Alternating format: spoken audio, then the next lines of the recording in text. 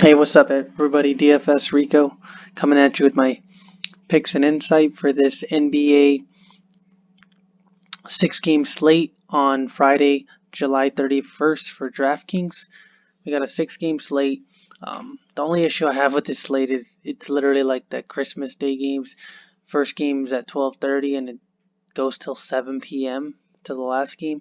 So just know you're going to constantly have to be checking your lineups. We don't exactly know who everybody's going to dish out in these lineups just due to the fact that the gaps are so big. Usually the lineups come out in hours, a couple hours before the game starts, but I mean, so we won't know the Houston and Dallas one till, probably towards the end of the Boston and Milwaukee game. Same thing, it's like 2 hours usually in advance. So just be careful with that when you're deciding who you're going to play or who you want to build around. Especially right now with so many people being out, sitting out, or injuries, and some of these teams might not even care about what they're doing just because their chances to make the playoffs are just so hard. So it's like, why even try? Maybe they'll just run out some young guys. So just be careful with all that when you are building your lineups. Just be very careful. But before I get into this, if you could like, comment, subscribe, I really do appreciate it. And I will be using timestamps to separate, I'm going to go by position and just kind of run through them and then kind of give probably like 4 or 5 picks that I really like. But just keep an eye out on the timestamps. Let me know what you guys think. I'll kind of set it in the description, but it'll also be on the video. You can just scroll and go to a specific position if that's what you're looking for. But yeah. Let's like, comment, subscribe, and let's get right to it. Excited to get this slate started. And also, I do have a Patreon, $10 a month, which I do more like GPP plays. I'll try to, instead of just breaking it down like right now, where I'm going to be more so doing cash plays and smaller GPPs, I will go deeper and looking at pivots and looking at spots where you can be different compared to the field and just benefit off of stuff like that. But yeah, let's get to it. $10 a month.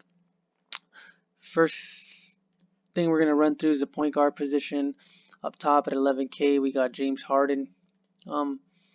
Pretty cheap price for James Harden and a really good matchup. I was looking at the over-unders, which is probably what I should have done first. Looking at the over-unders, you got 211.5 for Orlando and Brooklyn. Memphis and Grizzlies, 224. Phoenix and Washington, 224.5. Boston and Milwaukee, 218.5. Sacramento and San Antonio, 220.5.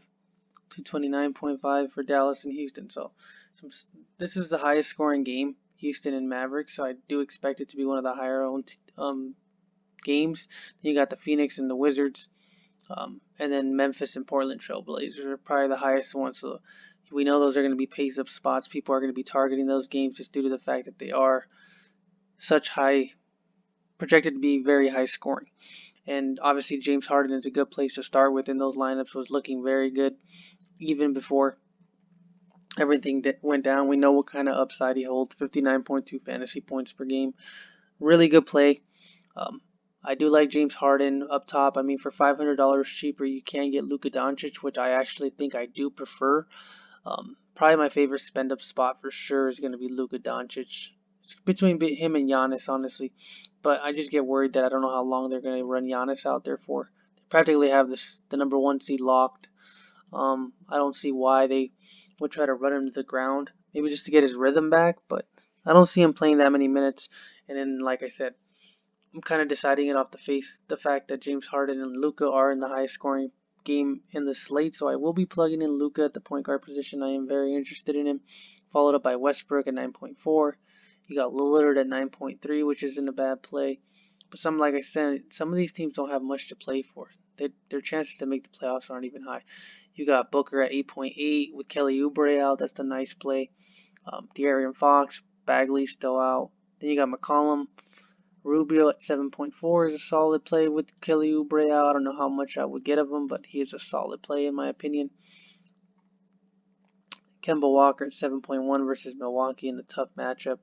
You got John Moran at 7K, which I am very interested in. I do like John Moran a good amount at 7K in a pace-up spot versus Portland, which should be a good game.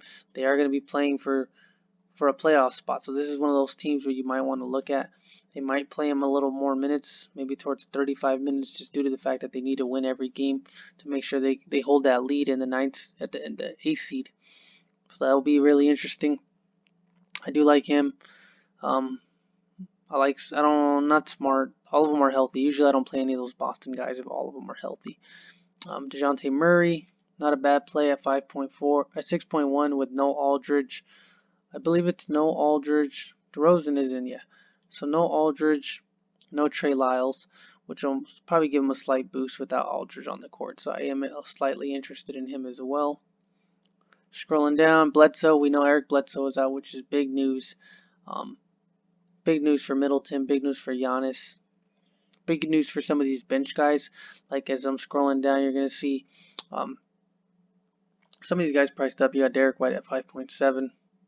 I'm assuming gets a little more run just because we don't know how that lineup's going to look. You got DiVincenzo at 4.9, which I am very interested in.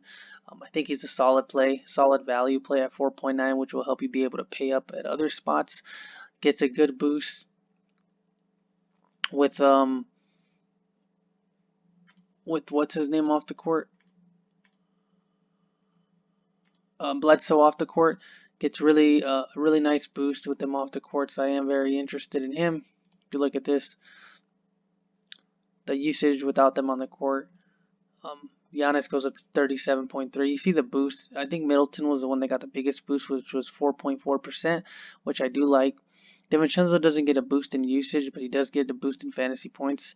Per game, he is the third highest behind Sterling Brown and Chris Middleton. Has a nice usage rate, 16.4. He's almost averaging a fantasy point per minute. So if I can get him in there for 20, 26, 28 minutes, I don't see no issue with him, and I expect him to play that much. He's going to start or George Hill's going to start. And if he's starting, I like him even more. If he's coming off the bench, I like him a little less. But I do like DiVincenzo as well, just for the savings as well. Scrolling down. None of these guys I'm really interested in too much. Maybe Temple from Brooklyn with all the guys they have. They have like 5 or 6 guys out.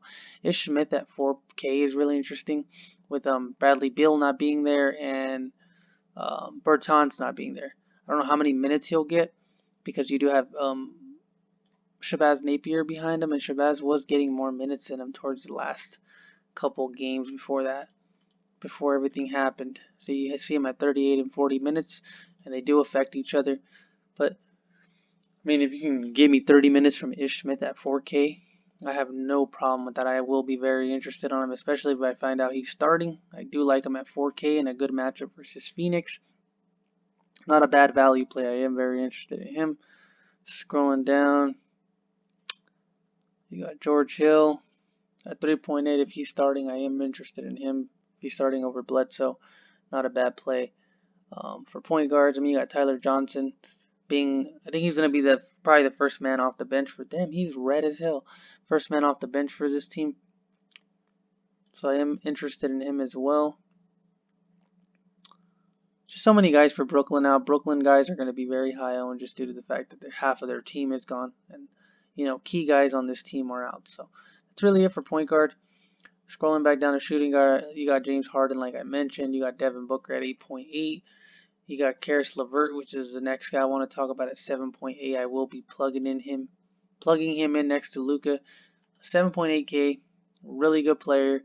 You got Dinwiddie out, you got Jordan out, you got Durant out, you got Kyrie Irving out, you got Prince out. So many guys out. The ball's going to be in this guy's hand most of the time. It's shown a 60-point upside multiple times. And I think this is one of those spots where he can give a 60 versus Orlando. I know it's a slower paced game, but it's just going to be his usage is just going to be nuts with all these guys off the court. I think he was like at 37% usage. 30 something, I thought. Let me look it up. I could be completely wrong, but we'll check it out. Going up to Brooklyn, edit players. I mean, we're going to take kind of the relevant guys out. Don't worry too much about all these other guys. Jordan, Dinwiddie, Karis LeVert, Prince, and I think that's it. 1, 2, 3, 4, and Kyrie Irving. So you do that, you run the query. We're going to see where they're at. Yeah, 36.3% usage with all those guys off the court. It's only 37 minutes, but it's still a good stat to look at. 1.33 fantasy points per minute, which is very good. Um, None of these guys are really relevant in my opinion, but I do like Karis LeVert a good amount. I will be plugging him in a ton of my lineups of 7.8K. Slower pace matchup, like I said, but I'll take my chances every day in that. Scrolling down, not really nothing much intrigues me here. Joe Harris at 5.4 might be a little interesting. Markel Fultz at 5.1 will be interesting. DiVincenzo, like I mentioned, I do like him. So if anything, I would probably be plugging in DiVincenzo at shooting guard. And then eventually we'll get to LeVert again. But just keep scrolling down. Nothing too interesting. Bogdanovich hasn't been playing that many minutes. But like I said, be careful with the minutes. Troy Brown Jr. should get a ton more minutes and a ton more opportunity to shoot the ball with Bradley Beal out, so he might be interesting at 4.7K. Keep scrolling down. Nothing else really intrigues me. Patty Mills might get a little extra run. Wesley Matthews at 3.3K might get a couple more shots up with Bledsoe out. Not a bad play at 3.3. He wouldn't be a bad play. He's not the worst play at the bottom of the list, so I don't mind playing a little bit of him if I really wanted to. I prefer him over like Tyler Johnson for sure, so not a bad play. He should be starting, so I don't have an issue with him. Up next, small forwards. You got Tatum up top, 8.7 versus Milwaukee in a tough matchup. Karis LeVert at 7.8, which I mentioned I do like, so I am going to be plugging him in at small forward. And then followed up by DeRozan at 7.7. Might be a little interesting depending how many minutes he's going to get. 7.7, that's not a bad price tag for him with Aldridge out, so I do assume his usage is going to get bumped up. I don't mind him at all, honestly. Chris Middleton at 7.5K is interesting.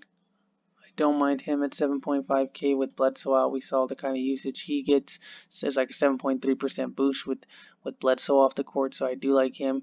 Robert Covington at 6.1K, I don't mind him. Eric Gordon's going to be out for a couple weeks. This guy's going to get 38 plus minutes a night. I'm going to get to shoot up a bunch of threes, so I do like him. Good player, good defensive player. He's going to be on Luka probably a decent amount. 6.1, a little more than I would want to pay for him, but a 6-gamer, not much to go. Terrence Ross at 5.7. Probably not too interested in him. I think Jonathan Isaac's supposed to be playing, so that might take away a couple minutes from him. Joe Harris, I mentioned. You got Carmelo for Portland at 5.4, a little overpriced. Scrolling down. Sorry about that, guys. Scrolling down. Nothing really intrigues me down here too much anymore. Yeah, nothing. Lonnie Walker the fourth, I guess, might be a little interesting. Just because we don't know what these guys are going to do with the guys they're missing. Missing a good amount of guys. He was already getting 20 plus minutes, so at 3.2, I don't see a bad play with him either. And I think that's really it at the small forward position. Power forward, like I mentioned, Giannis up top. Giannis is a great play. Just don't know how many minutes he's going to play. I think he's a great play every slate. Just worried that I don't know how many minutes. Hachimura at 7.4 is a little high price. Ayton at 7.9 is solid. Covington, I mentioned him. Jonathan Isaac at 5.8K. I wouldn't mind playing him if I know he's not going to be on like some kind of limits restriction. But it looks like he's going to play versus Brooklyn, and I'm assuming they want to save their playoff spot, so they're obviously going to put out some of the best guys they can as long as they're healthy. I mean, this guy's shown his 40 plus point upside. He's very good on the defensive end, very good on the offensive end. If he can get us some blocks, some steals. I mean, 7 steals in this game. It's just insane. 3 steals, constantly just getting steals. If he can do that and come out and give us like 15 points, won't be a bad night for Isaac for sure. Obviously, just pay attention to his minutes. If they say anything. Bielitsa should get a boost with Bagley out. I don't mind him at 5.3. 5,000. Harrison Barnes is not looking too bad. Giles at 4.7. But the guy I want to talk about is Jaren Jackson at 4.9. He is back from injury. He did play 21 minutes in his last scrimmage. 10.6 rebounds. Good player. 4.9K. Huge upside like I mentioned as well. I think I'll have a decent amount of Jaren Jackson Jr. I do like him at the power forward position at 4.9K. Maxi Cleavers. Nah, not really interested in him. Keep scrolling down.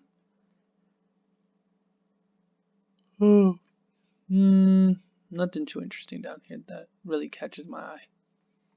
And then, really, the last position that I want to talk about is the center position. You got Porzingis up top. You got Vujicic following him up. You got Whiteside, Ayton. It's not a bad play. Vujicic in a really good spot. We know how bad Brooklyn is against centers.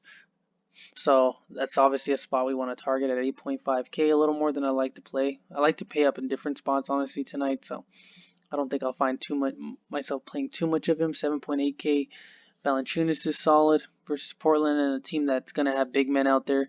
They're going to have Nurkic out there. They're going to have a Whiteside out there. So they're going to need Valanciunas out there a fairly decent amount. But Jared Allen is the next guy I want to talk about, 5.8K. No DeAndre Jordan in the lineup. He should be getting 28 plus minutes in the last scrimmage they played. He played 30 minutes, had 19 points, 10 rebounds, 2 assists, 2 steals, and 2 blocks. Just fills up the stat sheet. I really like Jared Allen tonight in a matchup where they're going to need him versus Vucevic. As long as he's not getting into foul trouble, I really like him as a play at 5.8K. Scrolling down. I mean, Rashawn Holmes at 5.1 is another way you can go if you want to be different, but we don't know how many minutes he's going to play. He was playing a ton of minutes before he got injured. Then after that, he was just kind of, and he was playing very well. So I do like him as well. It just depends on what kind of minutes he's going to see with Bielitsa out there. Just kind of depends on that. Jacob Poeltl at 4.7K. I don't mind him with Aldridge and Trey Lyles out. They're going to need a big man on the court at one point, and I assume he's going to get most of the run from the team. So that'll be really interesting how that goes. I don't mind him as well, though. Scrolling down, PJ Tucker at 4.2K is not a bad play. Not a bad pump play in a fast-paced game. Tyler Zeller. And I think that's really all that I really want to talk about. I just wanted to run through a couple of the guys that I really like. A couple of the injuries that I noticed that are going to make a big factor. I like Luka, DiVincenzo, LeVert, Jaren Jackson, and Jared Allen. It's probably a nice little early core that I'm looking at right now. It'll probably change by the time starting lineups start coming out, so don't just put these guys in and assume everything's fine. But this is just a video breaking down each position. Let me know what you guys think. Like, comment, subscribe, and make sure you use those timestamps. Thank you.